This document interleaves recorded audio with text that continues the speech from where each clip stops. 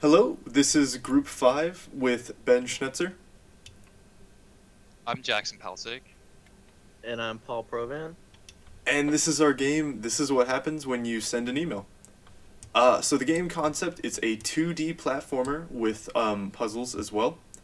The objective of each level is to get from the beginning of the level to the ending level, which is a flag right here. Once you touch that, you are transitioned into the other level. Um, the gameplay is very simple. You move around with WASD, and you control objects with the arrow keys. Let me just do that real quick.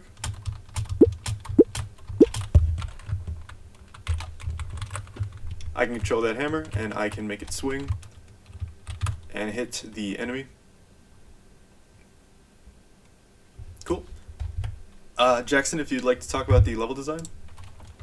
Yeah, sure. So I kind of, if I talk going from an aesthetics perspective first, sort of the idea was to make it so that you're playing sort of inside a like computer chip. So there's a lot of greens, and there's a lot of like yellows as well.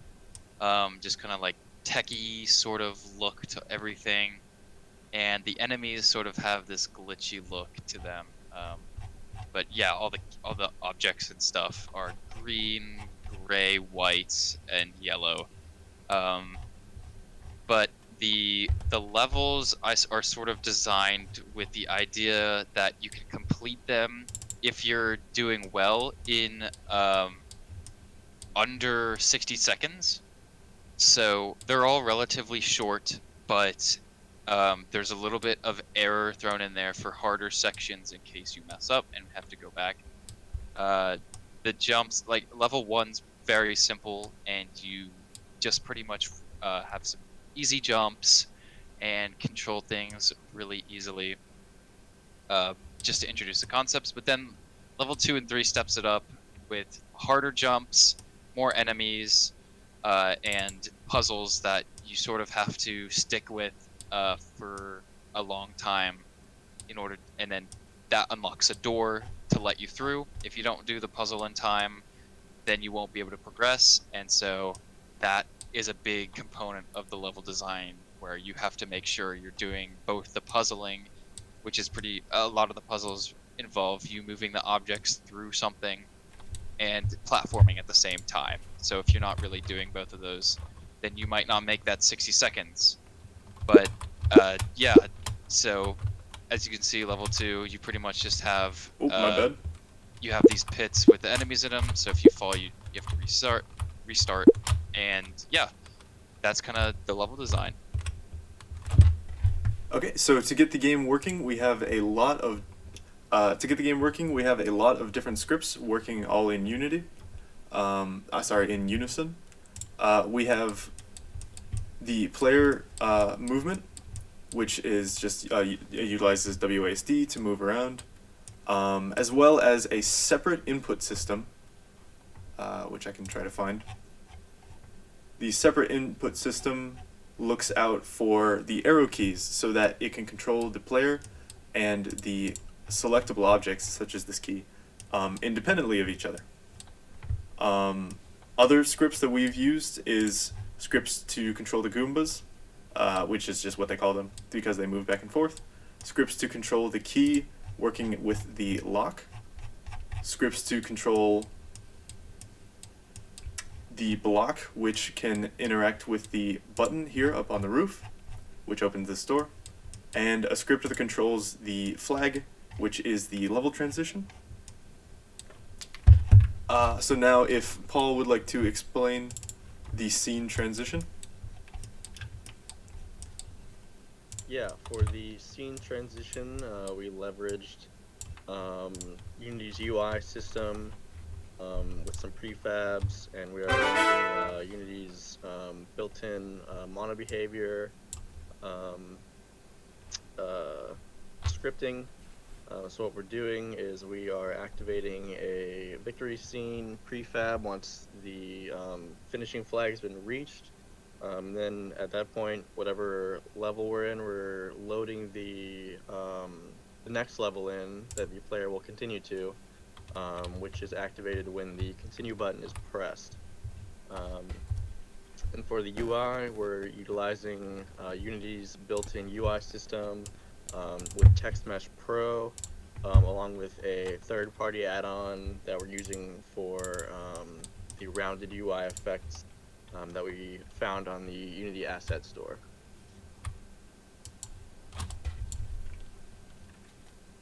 Great. And do you want me to go into animations? Absolutely. Absolutely, yes. Great. All right. So we first of all we just kind of have the player animations here. Pretty basic idle animation for when you're not moving.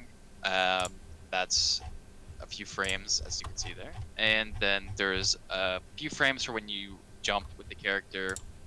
And there is a running animation, just pretty simple all around. And that's about it for the animations of the character. There's only one additional animation, which is the boss. Just a sort of simple animation. The boss will be programmed to swoop around the scene.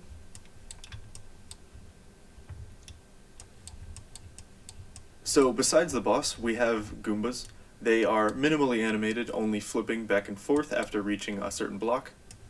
They're actually invisible blocks located around here.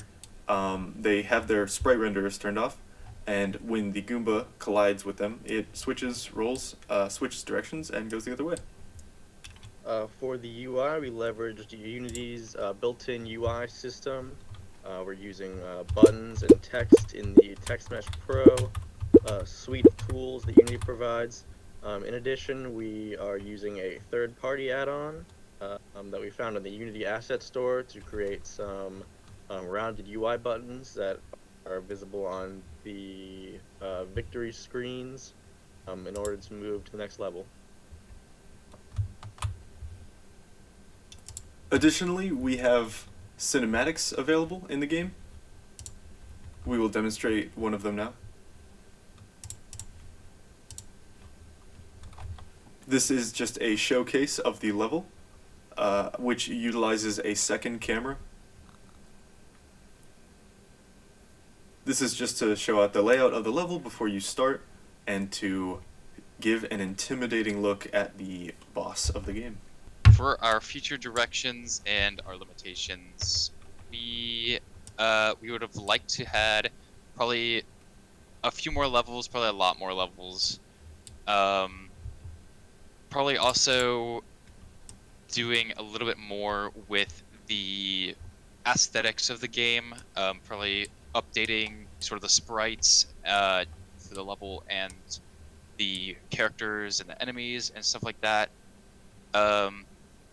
Definitely more sound design added to the game as well, and just some optimization for our scripts and things like that. Okay, thank you for looking at our game. This is what happens when you send an email. We're very excited to see where this game can go from here, but we're also very happy with the progress that we've made. Thank you.